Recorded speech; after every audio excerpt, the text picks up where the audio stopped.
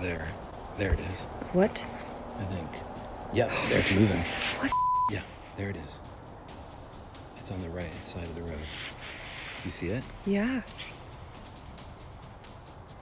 It crossed the road, and then remember there's that section where it's like, it's on crouching behind kind of like the fern, or not the fern, but the bushes on the right side. The final shot. Yeah, I think that happened after, because it crossed, and then we were like, is it still there? And then we saw it. And my job as a gunner would be to clear the intersection, and the road looked cleared. I told the commander we're good to go. Didn't get very far when I saw an object walk across the road from the right to the left. 7 chilling encounters, 7 forests. One question: what stalks the shadows? From Georgia to Oregon, eyewitnesses, soldiers, and lone adventurers have come face to face with towering human-like figures, eerie sounds, and movements that defy explanation. Each story pushes the limits of belief, revealing a presence that watches, waits, and refuses to be seen. Yet its mark lingers everywhere. Animal Planet revisits the heart of Georgia as the team begins another high-stakes expedition. Their previous journey led them deep into the northern mountain ranges near the Appalachian Trail. This time, they return with a new purpose, ready to uncover what still lurks within Georgia's vast and untamed wilderness. The team and I have returned to the great state of Georgia. The last time we were here, we were far up in the north by the Appalachian Trail up in the mountains. Denied access to Fort Stewart, the team arranged to meet Luke Williamson near the site of his chilling encounter. What made it especially unsettling was that the figure wasn't seen with the naked eye, but captured on a thermal imager, revealing a heat signature moving where no human should have been. Uncertain of what truly lurked, the team prepared to retrace Luke's steps. When we decided to come down here, we contacted Fort Stewart to see if we could go around and look for Bigfoot evidence there. Well, they turned down our request, but we still wanted to talk to Luke Williamson about his incident. So we decided to meet him in an area nearby that looked very much like where he was when he saw this figure. So you had a very interesting encounter, particularly interesting for us because you saw this through a thermal imager, is that right? Yes. Yep. Stationed at Fort Stewart, Luke served as a gunner on a Bradley fighting vehicle during late-night training exercises. Under heavy cloud cover and near total darkness, their convoy rolled toward a remote T-shaped intersection where the routine mission was about to take a terrifying turn. It was 1998. I was stationed at Fort Stewart.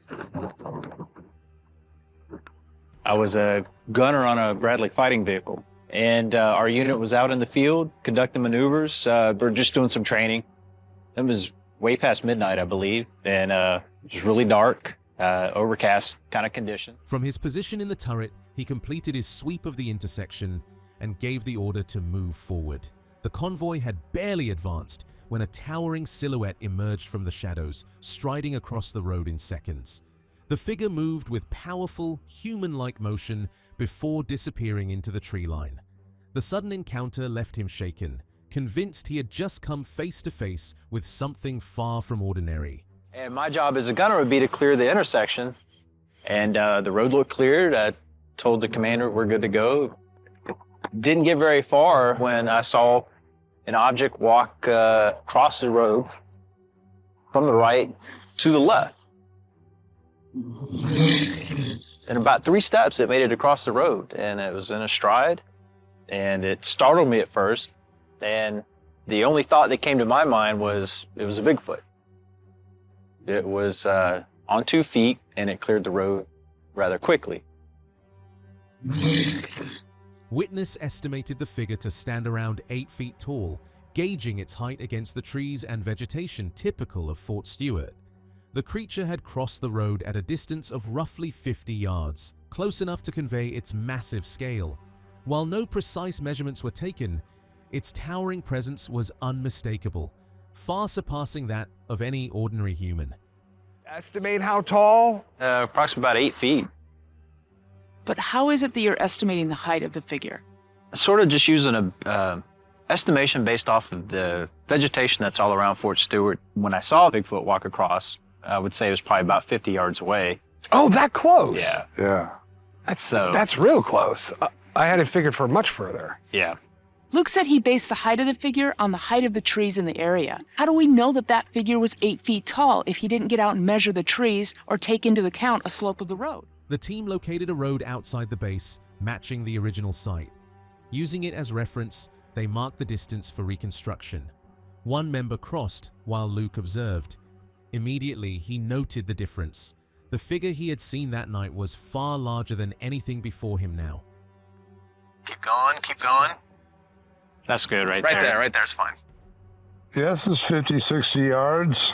Do you want to walk across the road for us while he watches? Okay, here I go.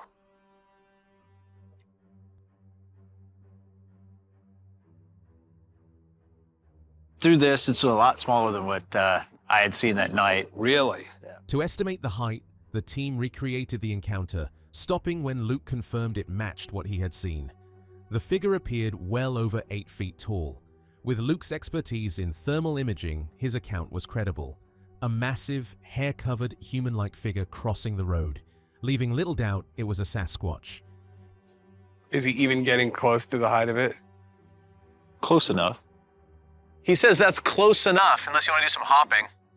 Well, that's 8 feet, so when he saw that, it was approximately a little over 8 feet.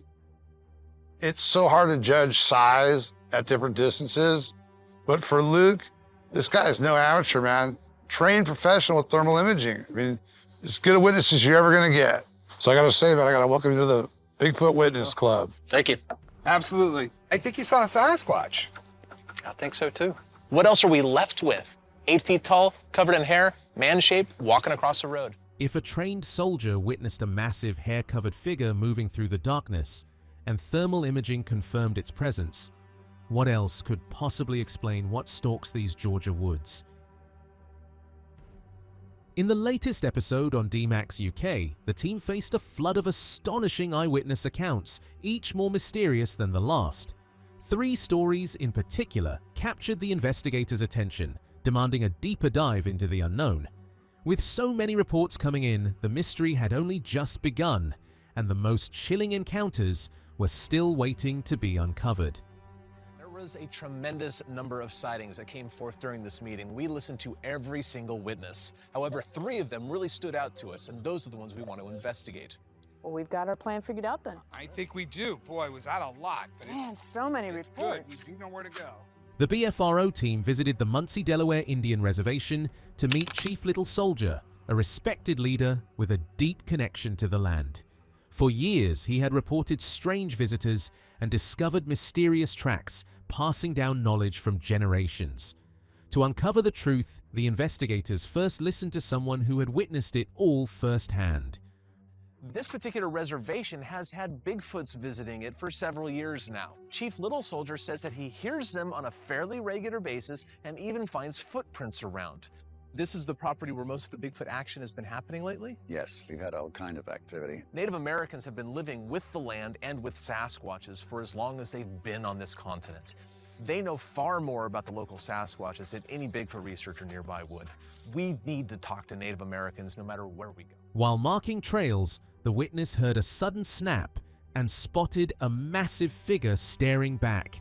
In an instant, the creature bolted down the ravine with astonishing speed, vanishing almost as quickly as it appeared.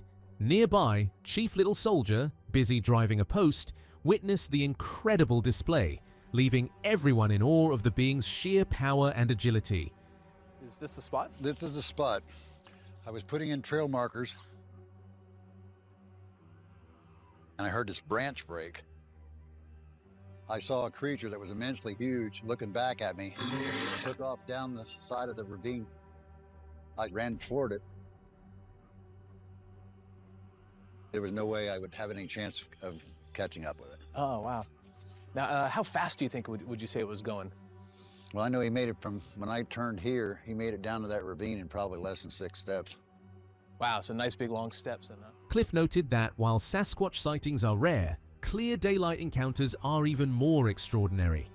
The witness, long aware of unusual happenings on the land, recalled decades of strange sounds and fleeting shadows. Finally, seeing the creature on sacred terrain brought him not fear, but a profound sense of connection, as if he had touched a living thread of the ancient stories he grew up hearing.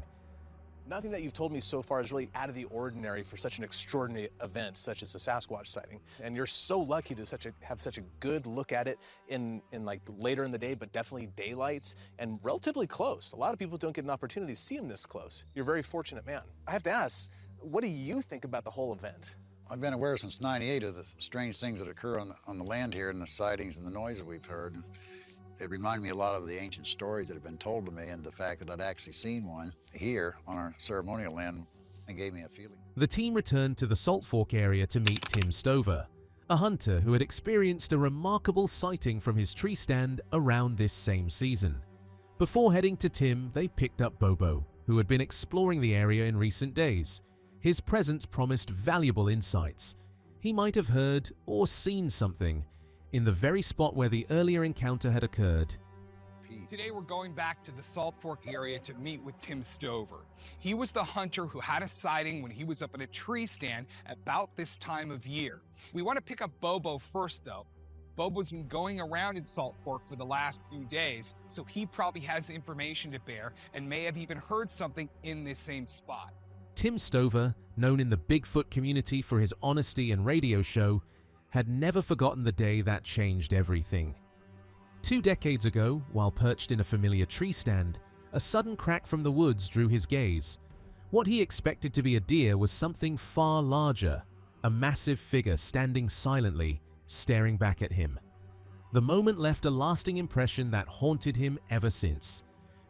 Tim's a fairly well-known guy in the Bigfoot community. He hosts an internet radio show. He's known as a good, honest guy, straight shooter, so I'm pretty stoked to get back out there and see where it was. Were you up in the tree stand when it happened? Yes, this exact tree right here 20 years ago in 1992 is where it all happened. I was up in the tree stand. I could hear a stick break to my 2 o'clock position. I thought, well, it's got to be a deer moving through there. When I looked over there that thing was standing there. Tim was one of the most credible witnesses the team had encountered. The Sasquatch he described had an unusually light coat, setting it apart from most reports. Sightings of this pale variant have surfaced repeatedly in the area, hinting at a strange consistency that fascinated and unsettled the investigators.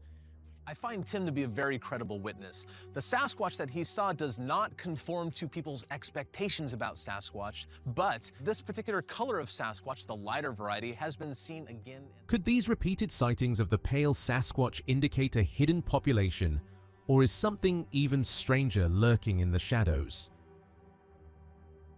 As darkness fell over the forest, the scene felt like a Travel Channel adventure gone wrong. Deep in the wilderness, an adventurer pushed along a narrow trail, only to hear snapping branches and the crunch of unseen footsteps.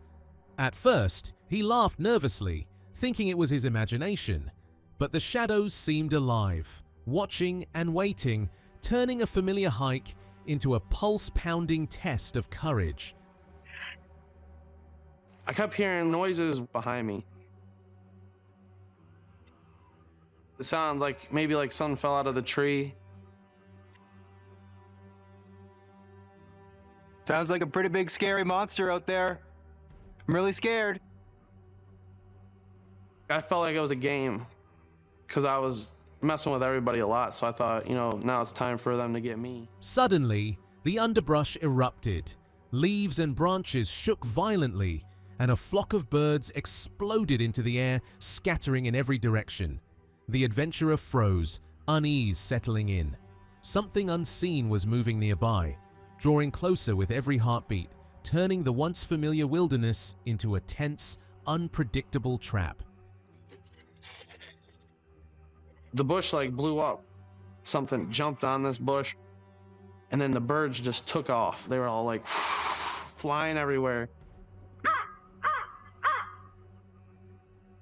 I could feel that something's out there. I'm panicking because I don't know what's going on here. Matt planted himself at the base of the stairs, frozen as a dark, indistinct shape slid into view from the shadowed forest edge. Silent yet menacing, it twisted the night air with an unspoken threat. Every instinct screamed that it was watching and waiting. That's when I first knew that Matt was really scared, because he blocked the stairs. Boy, something really spooked you.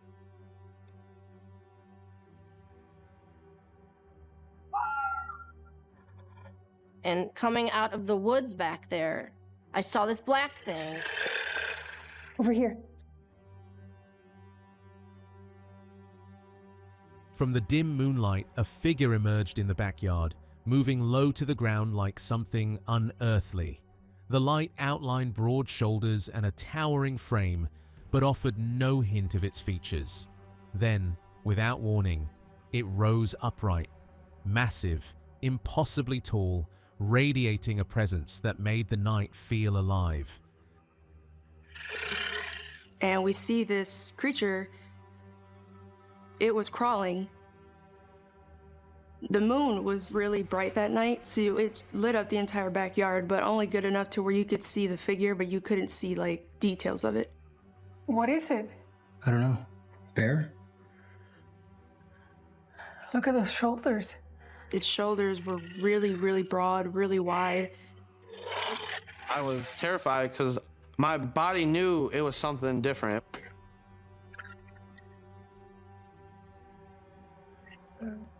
It stood straight up. He was huge. Taller than any human. The figure lurched toward the cabin on two legs, each step deliberate, every shadow stretching longer. Fear pinned them in place.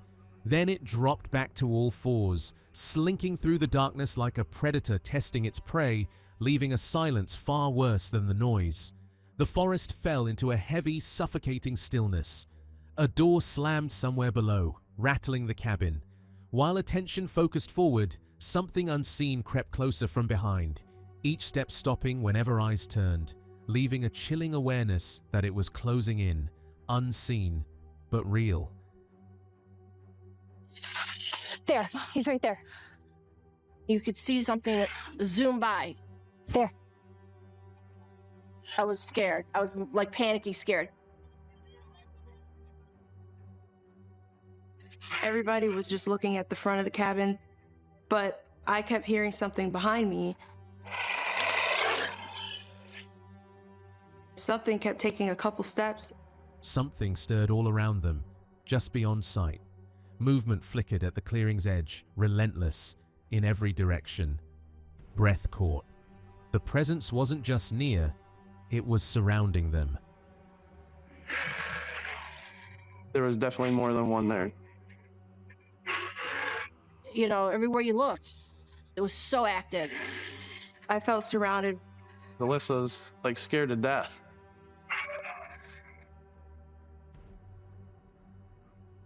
The question of what lurked in the shadows may never be answered. One thing is clear. The adventurers came face to face with something far beyond explanation, a presence that dominates the wilderness, and they won't be returning to challenge it.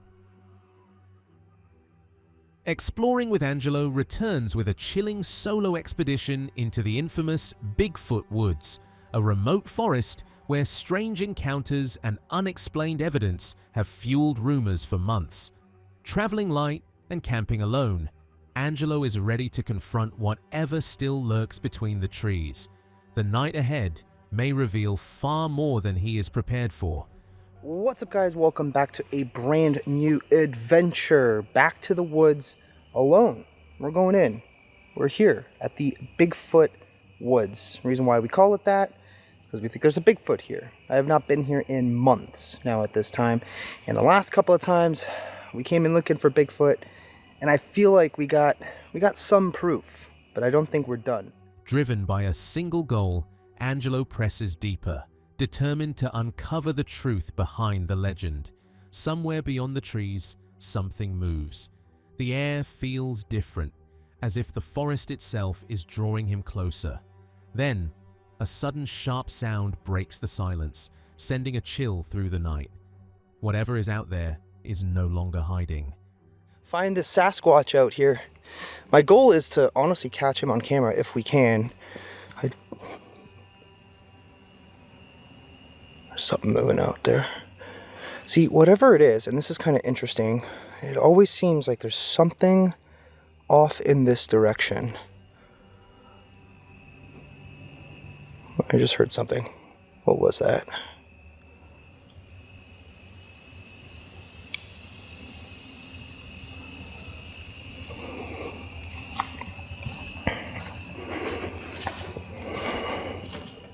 The sound returns, low and unnerving, far too close for comfort.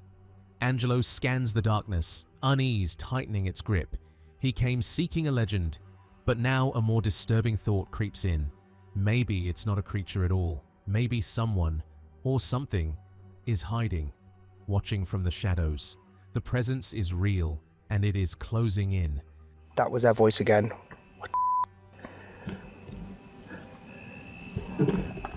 I'm telling you, we come out here looking for Bigfoot. I swear we're gonna run into some like serial killer living out here. I mean, like I said before, it could just be like a homeless person living out here. I don't know. But just based on that one experience. Hello? This exact stretch of forest refuses to stay quiet. Time and again, unexplained activity has been recorded here. Angelo is convinced this is no ordinary forest. The signs are real, encounters undeniable, and one thing is certain. Something is watching from the shadows. I don't know what it is with this particular spot, but we have captured quite a bit of activity. I guess Bigfoot activity is what you could call it. So we do have some proof already that there's something out here. Something is 100% going on. A sharp thud cuts through the night. A rock tumbles unnaturally across the path, as if thrown. Moments later, a coyote's cry punctuates the darkness, masking the unseen presence. Every instinct tells Angelo this is deliberate. Something unseen is aware of him, and the forest seems to hold its breath. Okay. Something just... That was a rock. That was a rock.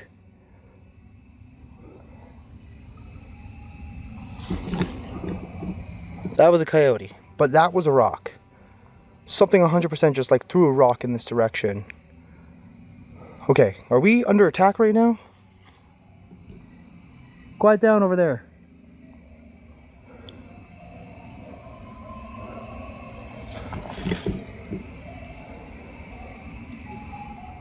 Forced to change route, Angelo pushes onward through steep terrain, nearing the summit. But the forest interrupts again. From the same ground behind him, near a decaying hollow tree, a sound carries unmistakably. The same location, the same disturbance.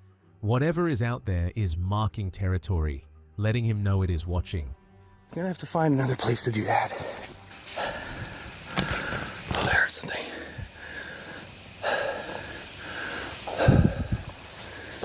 Man. I think I almost made it to the top. I think there's a bit more to go, but again, in the exact same area, literally right back there, I keep hearing something. And I do know it's the same spot because we stopped here. This rotten old tree. Was it just the wind stirring the trees, or something far more deliberate, lurking just beyond sight? The forest may have fallen silent for now, but its presence will linger in Angelo's mind long after he leaves. Shalish Sasquatch returns with another chilling eyewitness account from Portland, Oregon. On a quiet, dry night in September 2012, Mike Leone pulled into a remote roadside spot, expecting silence and solitude. Instead, something stepped out of the darkness and changed everything. And on September 28th, 2012, I saw a Sasquatch right here. And basically I pulled into this spot late at night. It was a little bit after 11. I was backed in right here. And it was very quiet, super dry, still night, and really nothing happened. As he scanned the road, sudden motion caught his eye. A massive figure moved away, disappearing around a bend.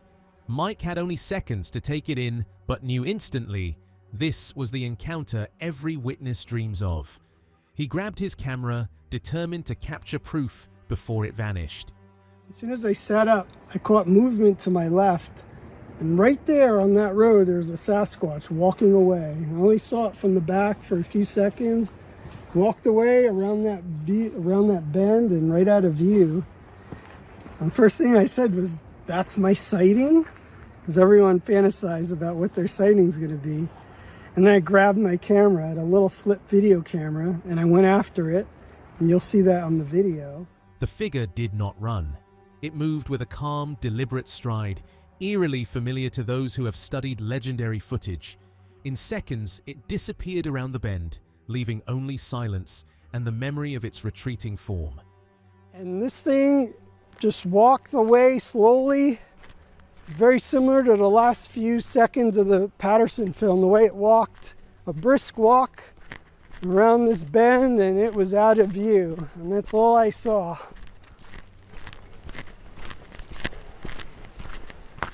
Nearby, a cattle rancher reported hearing a voice unlike anything he'd ever encountered, ancient in tone, deep and guttural, defying imitation. Others soon reported similar sounds, some low and commanding, others distant, almost as if from a second unseen presence. Isolated accounts became a pattern of strange vocalizations, offering a rare glimpse into what many believe could be Sasquatch communication. There's a cattle farmer that lives fairly close to our property, and one time he heard what he believed was a Sasquatch speaking. He described it as sounding like an ancient Mayan dialect, and the voice was so deep and raspy that he was unable to replicate it. We have heard that voice, and we've heard also what we believe is a female voice, and the female voice sounds a little bit more deaf. Here's a few audio clips from our property that we believe is Sasquatch speech.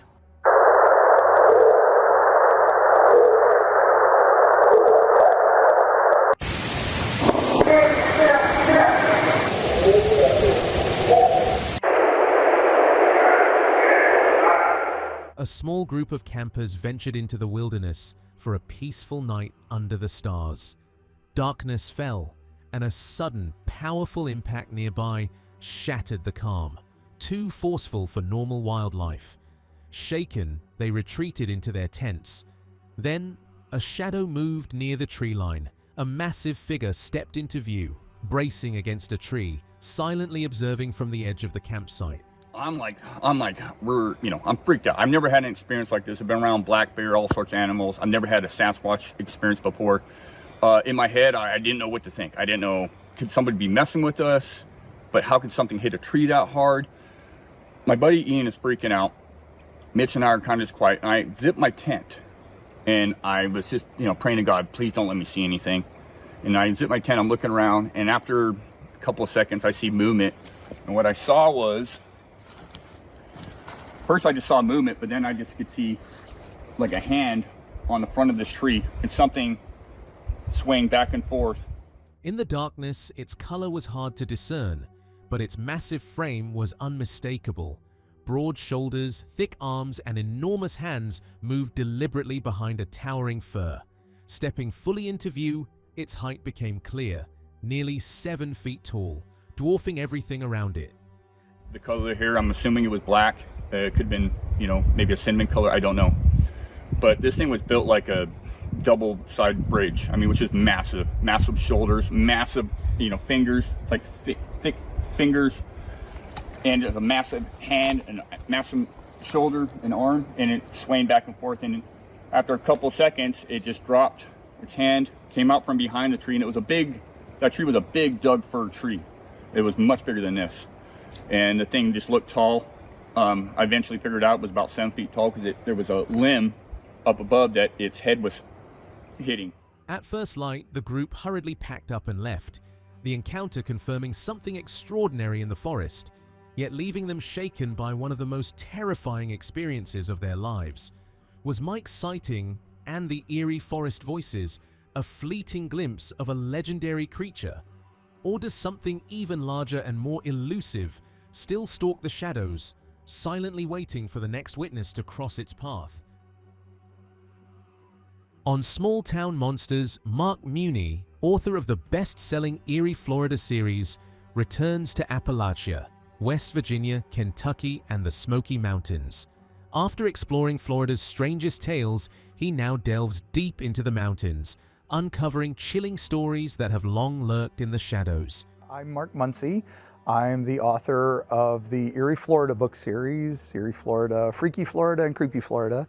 And then I ran out of adjectives, so they finally let me leave the state, and I got to go back to my homeland, which is West Virginia and Kentucky, and then the Smoky Mountains. So I got to do Eerie Appalachia, which became a bestseller, and now we are doing deep dives into the Smoky Mountains. During his Appalachian explorations, Muni heard from locals with uncanny tales. One account stood out. A family deep in a secluded hollow along a trail spoke of a towering, enigmatic figure they call the Big Guy.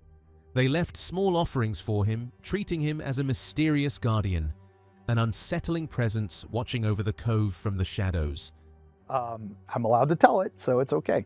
I'm just not supposed to mention the family and exactly where it's at, but it is along the Balsam Trail, which is a wonderful natural trail up here. It links up with the Appalachian Trail a couple times, named after naturalist William Bartram. There's a family, lives out there in one of the coves, which is like a holler everywhere else. They call them coves here in North Carolina. And this cove, family lives out there a couple generations. They have a wise man of the woods, a big guy out there is what the family called him, the Big Guy, and they leave him offerings. Questions began to surface about the hidden legends of the Fontana region. Locals recalled no clear encounters with strange, towering creatures, yet whispers said to roam the woods. The mystery lingered. Could stories of an unknown, shadowy presence, perhaps even Bigfoot, have existed unnoticed among the communities of that time? The Bigfoot side of this. Wait a minute, what? When you and I talked in August, I asked you specifically about Fontana and if you were aware of any Bigfoot stories or wild man stories or anything from any of the communities that were around here. The answer then was like you didn't know of anything specifically. Does anyone know of anything relating to Bigfoot in this area from that time period? You know, wild man legends, any of that? One particularly unsettling account came from a Madison County man. As dusk fell over his grandparents' property, he wandered near an old chicken coop and froze. Looming over it was a massive human-like figure, its body hidden beneath thick hair. What stayed with him most, even years later, were its hands. Long, unnatural fingers reaching toward the coop. Bruce grew up out there in Madison County, and he says, you know, on his grandparents' property, one night, like right as the sun is starting to go down, there was this chicken coop up on the property, and he would just, you know, run around the property just checking stuff out when he was a kid. And apparently he goes up there towards the chicken coop, and he says that he sees this thing that is very tall, covered in hair, and the one thing that he talked about that was like really specific is he said he remembered the hands on it, the fingers were really, really long. And he said that he saw it looming up over the chicken coop trying to get in there. The figure did not resemble an ordinary man. Upright yet covered in thick hair, its hands were disturbingly unusual, long, curved fingers like a sloth's claws. Investigators later searched surrounding areas and found similar reports. Eerie nighttime sounds, unexplained knocks, and sightings of towering ape-like figures. Though no incident occurred at that exact location again, the proximity suggested a single presence moving through the region. And when we did an episode of our podcast about that, we started looking into the surrounding areas to see if anybody else had really talked about that. Now, his particular sighting was, you know, mid to late 1960s, but there were tons of people talking about stuff that they had seen and experienced, and the wood knocking and the very, similar subsequent Sasquatch-esque and adjacent, activity or sounds, calls being heard in the night. So maybe not directly here, but if they can cover the territory that we think they can, it's a stone's throw. The figure moved unlike any known animal, upright, slightly hunched, arms swinging unnaturally. When it seemed to notice a watcher in the trees, it paused, then shifted to all fours, sprinting across the forest floor in a motion echoing a gorilla. Eerily similar to other mysterious East Coast sightings, The encounter occurred barely an hour from the original site, yet its movement was strikingly unusual. Unlike the upright giants of the Pacific Northwest, its gait suggested something far stranger roaming these woods. It's also describing this locomotion that is distinctly different from what many, longtime researchers would call the so-called true giant of the Pacific Northwest, very much a humanoid, bipedal ape that we would recognize as Sasquatch. What if these fleeting shadows and unexplained movements weren't isolated incidents, but pieces of a larger hidden force quietly roaming the Appalachian wilderness? Flash of beauty. Bigfoot revealed. Returns to a remote cabin where the forest feels alive with unexplained activity. Residents report noises, fleeting shapes, and moments that leave neighbors shaken. What once seemed isolated has escalated into a hot zone of activity, hinting at a presence that observes, waits, and reveals itself in the most unsettling ways. We have had stuff happen outside of the cabin 24/7, and it kind of comes and goes. Like we're in a category right now where it's a hot zone of activity happening here.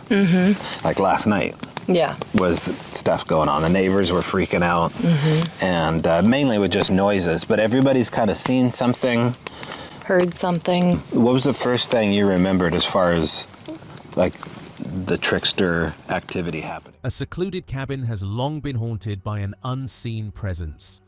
Rich, a longtime resident, lives under its shadow. His daughter once glimpsed it, and the family has felt the brush charged with unseen energy. Knocks and objects moving in the night have left them terrified. Though Rich has never seen it himself, he knows something watches and waits in the darkness. History that there's been like a visual sighting by his daughter. They were bluff charged through the brush before they cleared it out in that area down below. That he's heard like knocks and sounds of things like getting hit or smacked or moved, I think, but I don't think he himself had a visual sighting out here. The previous people that lived in the cabin that we're in, which is, other family members, would have the walls smacked by something in the middle of the night that freaked them out. The next day, a small triangular piece of gravel drew attention. At first, it seemed ordinary, but Rich found it again, neatly resting atop a log, strangely cleaned and deliberately placed. The gesture hinted at a presence watching, leaving subtle marks that defy explanation. And then I think it was the next day, I look outside and there's a piece of gravel that's somewhat triangular shaped, but it wasn't. I was like, I remember it being more perfect, and maybe it wasn't as good as I thought it was, and I was about to throw it.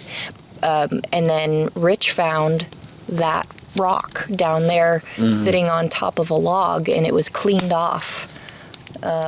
It began with small signs.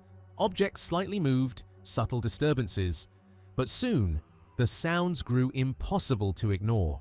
Close by, deliberate single knocks echoed against the wood, sharp and distinct, like a heavy bat swinging. Each strike carried unmistakable weight, as if something unseen was announcing its presence with careful precision. And we should say that there is a rock quarry not too far from us, and periodically you got good old boys going down there unloading clips. But that wasn't this. These were like really close wood knocks, and they were singles. They wasn't like, a pistol or a shot. It was like a single wood knock, like a Louisville Slugger wood knock.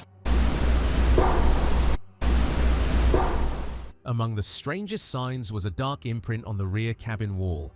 Resembling a human hand pressed and burned into the wood, it lingered, a silent witness to the inexplicable presence around the cabin. Suddenly, movement caught their eyes along the road. A shadow shifted in the underbrush, low and cautious, barely revealing itself. Moments later, it slipped across the path and vanished, leaving a sense that something unseen was silently stalking the area. There it is. What? I think. Yep, there it's moving. What? Yeah, there it is. It's on the right side of the road. You see it? Yeah. it crossed the road, and then remember there's Yeah. that section where it's like, it's on crouching behind kind of like the fern, or not the fern, but the bushes on the And then the right side. final shot. Yeah, I think that happened after, because it crossed, and then Yeah. we were like, is it still there? And then we saw it. Faint, piercing cries drifted from deep in the thick woods. At times resembling a human scream, they carried an unmistakable otherworldly quality, forcing the group to stop and listen in tense silence.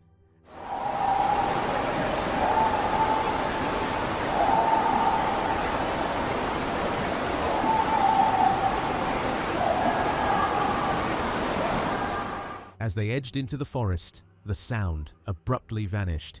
20 minutes of piercing wails had closed in on them, only to disappear as they approached. Peering through the underbrush, all that remained was silence, and a creeping sense that something had intentionally slipped away, just out of reach.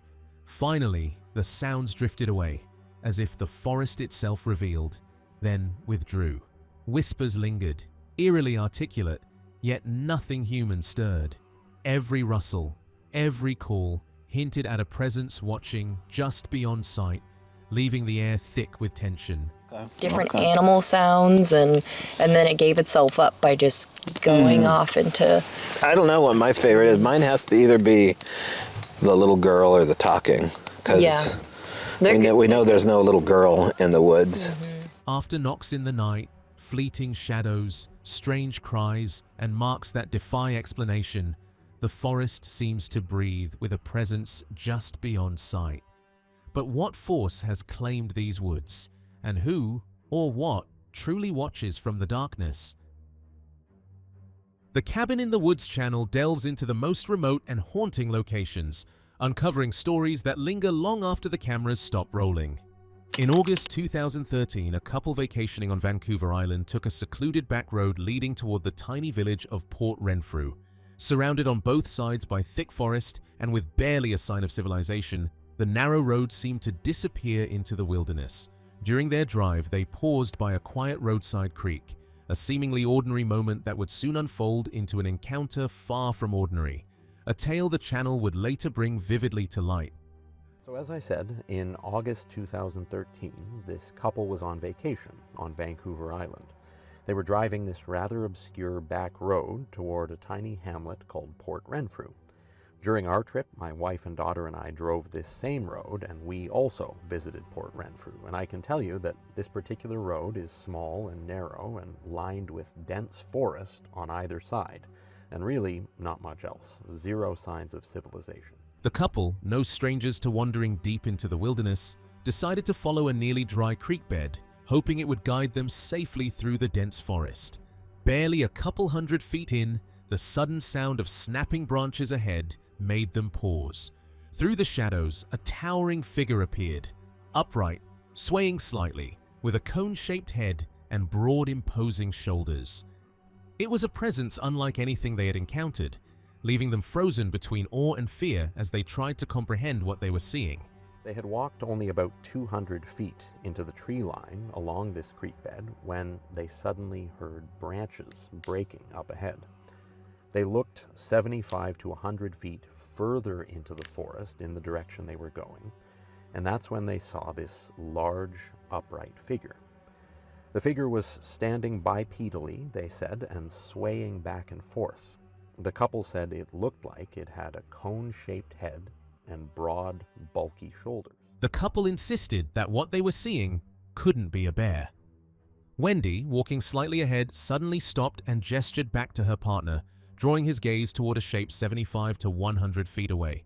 At first glance, they thought it might be an animal, but its stance was unmistakably upright, moving on two legs. Even from that distance, its head had an unusual, almost conical shape, an appearance that left the couple uneasy, realizing they were witnessing something entirely out of the ordinary. They stressed that in their opinion, this was not a bear. Wendy was ahead of me, and she turns around and she points, and I looked up into the distance. Way in the distance, it was about 75 to 100 feet ahead of us. You could see something in the distance. At first we thought it was a bear, but it seemed more bipedal. So it seemed more upright. It appeared to have kind of a conish. The couple could just make out the shape of its head, tapered and sloping, with a broad, almost flat forehead that suggested a surprising intelligence. Its back looked thick and powerful, and one massive shoulder jutted into view, the arm disappearing into the shadows of the forest. Every feature hinted at something extraordinary, a creature far beyond anything they had ever expected to encounter.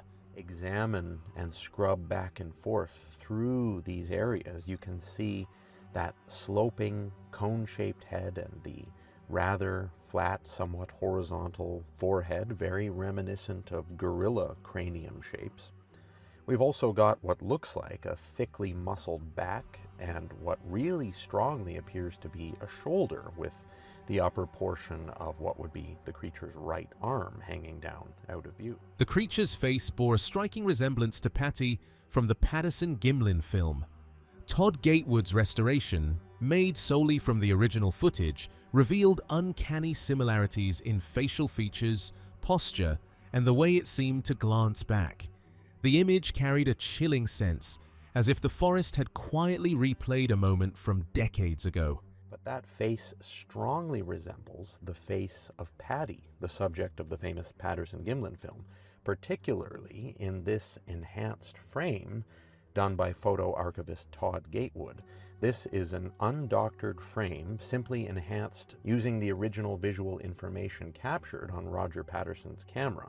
No AI was used in this restoration by Todd Gatewood. And look at the similarities, not just in facial features, but in overall shape, in impression, and in the fact that both Patty and the subject of this 2013 footage from Port Renfrew appear to be turning their full bodies. There was a faint, musty odor in the air, subtle, but noticeable. At first, it might have been mistaken for a bear, but its size and shape quickly suggested otherwise. Even from a distance, it appeared massive, with broad shoulders that hinted at a strength far beyond any ordinary animal. There was actually kind of a musty smell, wasn't there? It wasn't strong. I would say it was kind of subtle. I don't know if bears stink. I mean, somebody says, oh, it was a black bear. I don't think it was a black bear. I've seen black bears before. No, it wasn't black. It didn't. It seemed quite big.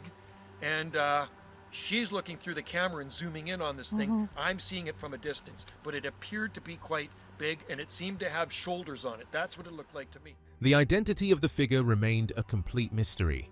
Reactions to the footage were split. Some dismissed it outright, while others were captivated. The discussion it sparked only deepened the intrigue, leaving viewers debating what had truly been captured. Although they emerged from the forest unharmed, the question of what they saw remains unanswered. Was it merely an unusual animal, or something far more extraordinary watching from the shadows? The Travel Channel ventured deep into the wilderness where curiosity meets the unknown. Viewers watched as the team asked the crowd a simple yet chilling question. Had anyone ever encountered a Sasquatch? Slowly, hands began to rise, a silent acknowledgement that something mysterious was out there, something that had left its mark on more than just the forest. So satisfy our curiosity, please. If you think you have encountered a Sasquatch at some point, please put your hands nice and high in the air.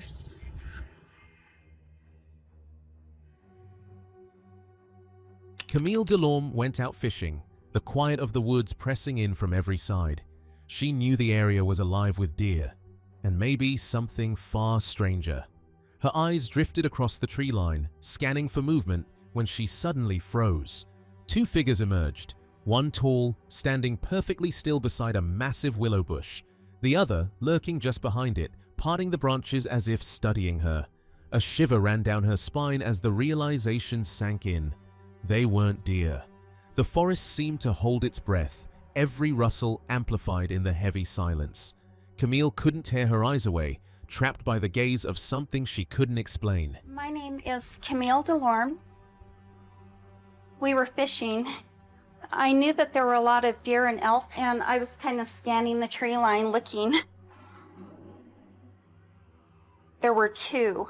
There was a tall one standing next to a big willow bush, and the other one was right next to it, and it had the bush parted. It was like this.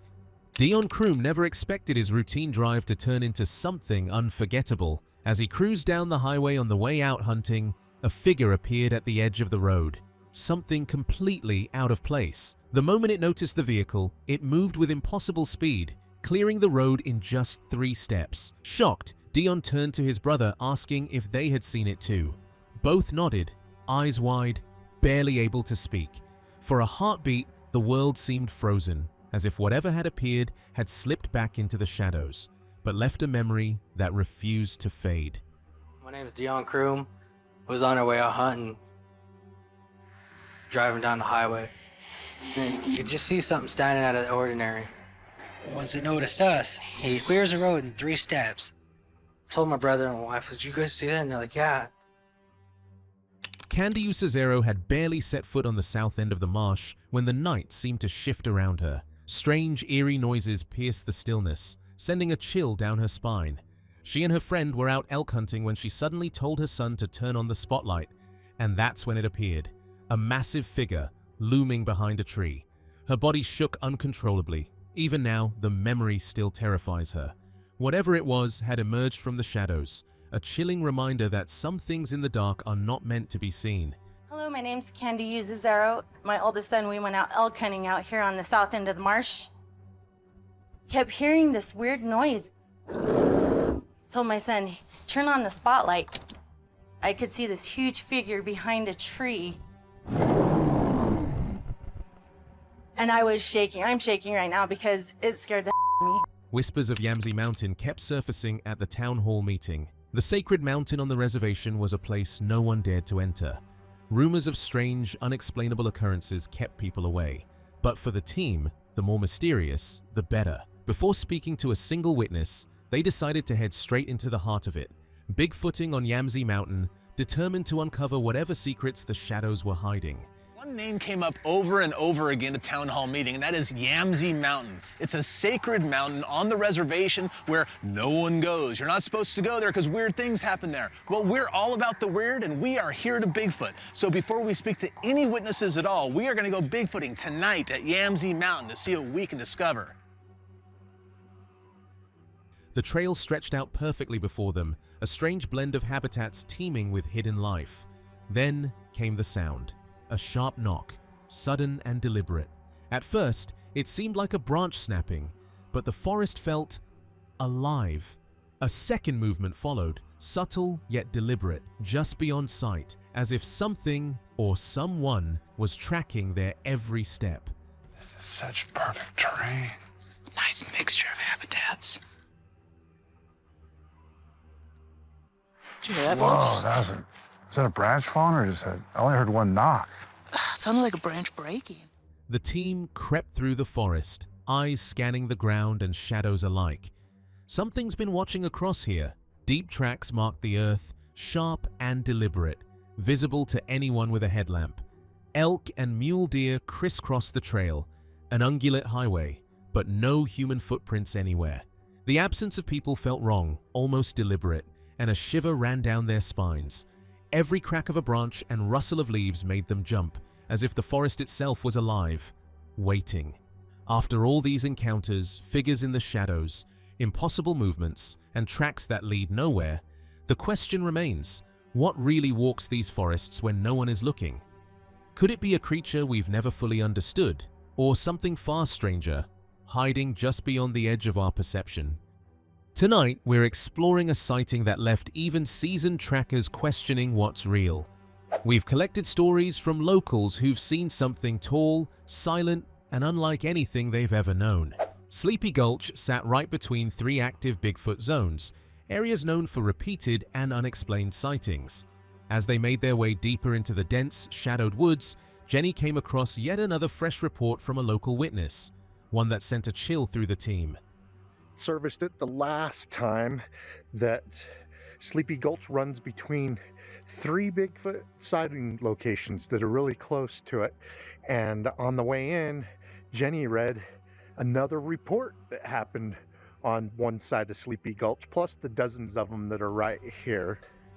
It is a muddy, slimy mess. There's a little bit of snow. Look at Jenny. Yeah. Jenny fell down in the mud.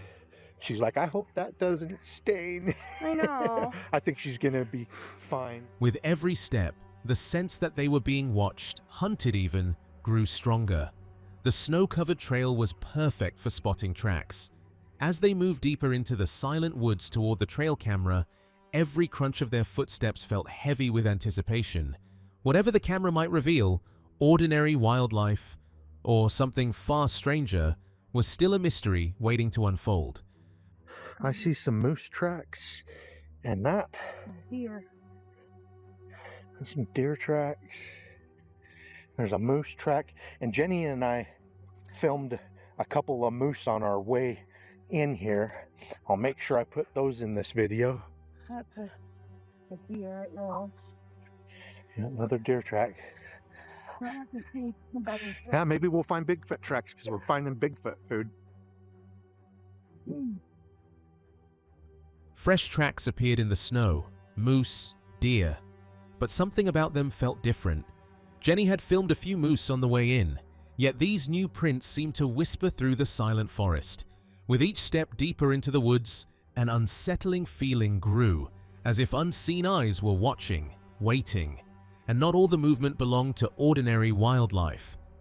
How creepy is that? He estimates it was about 9 feet tall, and it was only 20 feet away from him when it stood up. He says it was a male. He could see its man part, he says. He was close enough. He could see its skin, its dark skin under its dark hair fur.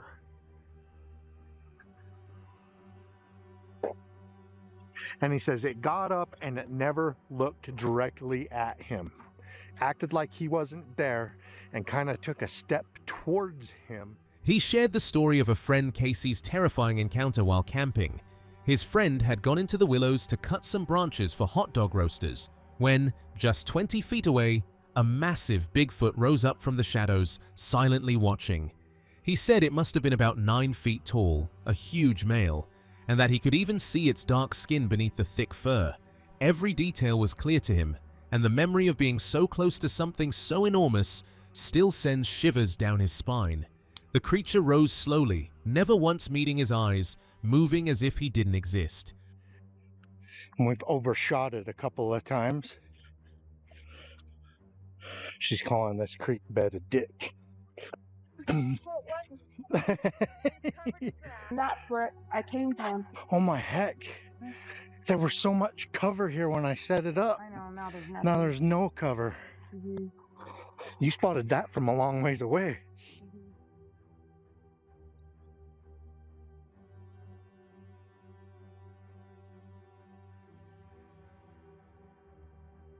One step forward, then a quiet shift to the side, and it vanished into the shadows.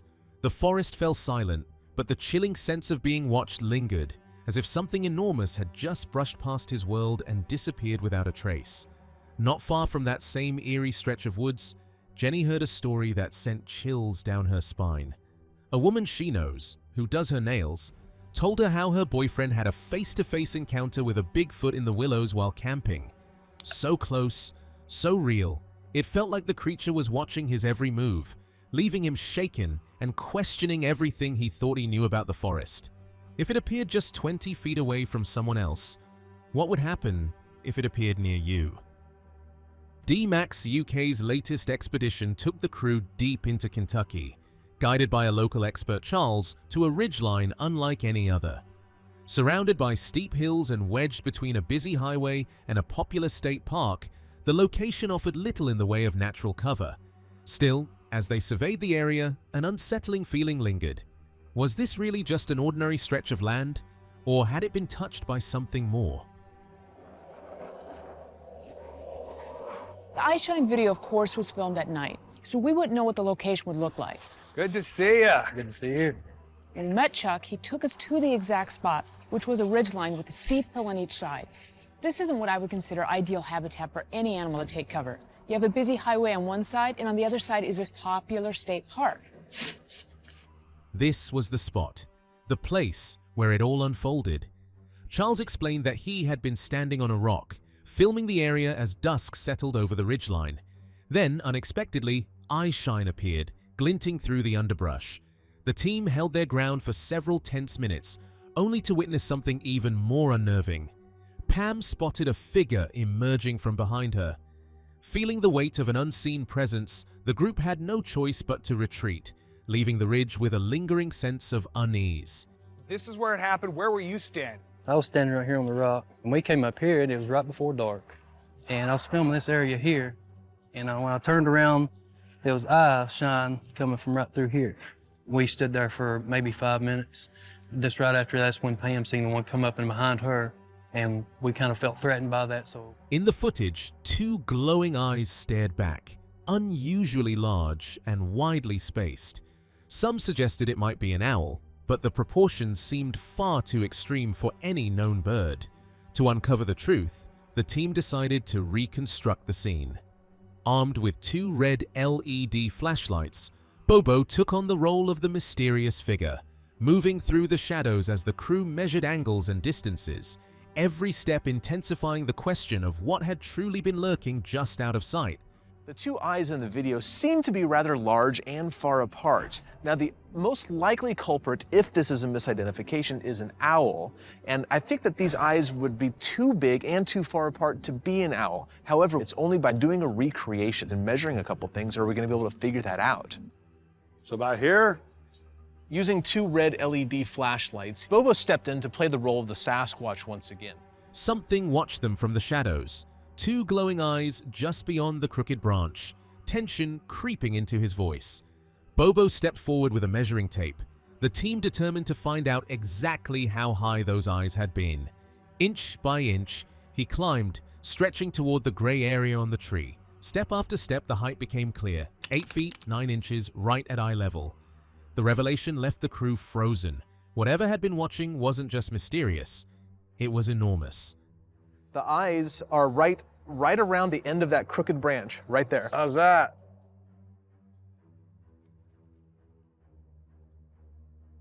No, the eyes have to be even higher up, Bobo. I mean, I could reach up 8 feet. You can't reach up as high as we need you to go, so why don't you use the measuring tape, and we can try to determine the eye level with those. Okay, Bobo, measure up to about that gray area on the tree, if you see where that is. So that's about the bottom of my foot there. Say, I'm getting pretty high up there. A little bit more, maybe another inch, right in there. Wow, that would be about 8'8", 8'9". Yeah, 8'9", right. Look at that crooked branch in the footage, and now notice where those eyes appear. Way above their heads, almost impossibly high. Even from the ground, the height is shocking. Some say it could be an owl, but think carefully. Where would an owl even perch to create that effect? To make things stranger, a branch that might have supported it 3 years ago is gone today. The idea of a Sasquatch standing that close seems even less likely. There would have to be some trace of a face, some sign of presence. And yet, those eyes were real, and they were watching. The question hangs in the air.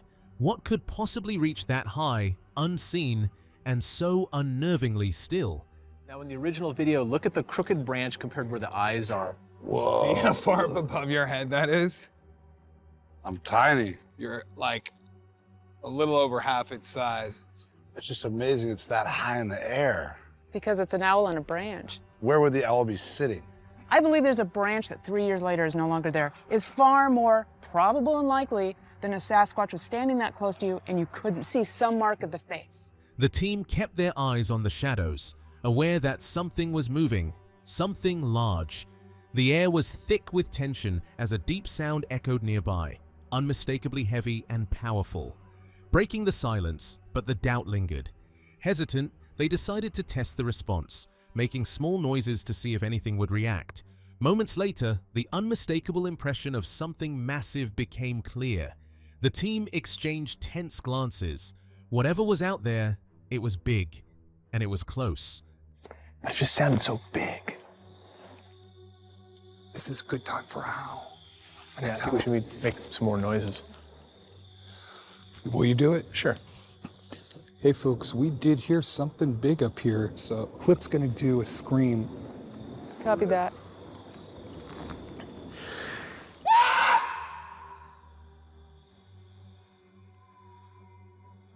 Come on, Kentucky Squatch. No one knew exactly what had just moved in the shadows. The team stayed on high alert, scanning the dark woods with every step, turning back repeatedly to check the direction of the movement. In these forests, nothing is obvious. Sasquatches are masters of subtlety. Every snap, every rustle, every faint crackle demanded investigation, because sooner or later, one of those ordinary sounds could reveal the extraordinary. That was, but Matt made a right decision at that point. He said, you know what, maybe there's something trailing us. We need to be on extra high guard. We need to keep turning around and therming into the woods that direction, because you never know. Sasquatches are not obvious creatures. They are so subtle. You have to investigate every little crackle and pop in the woods to eliminate all possibilities. And one of those times, it's going to turn out to be a Sasquatch. And when it does, there's no turning back. The question of what or who was lurking in those Kentucky woods remains unanswered. But one thing is certain: Charles and the team came face to face with something enormous, something that watched from the shadows, and they have no intention of ever venturing back to challenge it again. The forests fall silent once more, but the echoes of these 7 encounters linger. Shadows move where no one stands, footsteps are heard with no one in sight, and witnesses are left with questions that may never be answered. One thing is certain: whatever walks these woods is far from ordinary, and it is still watching.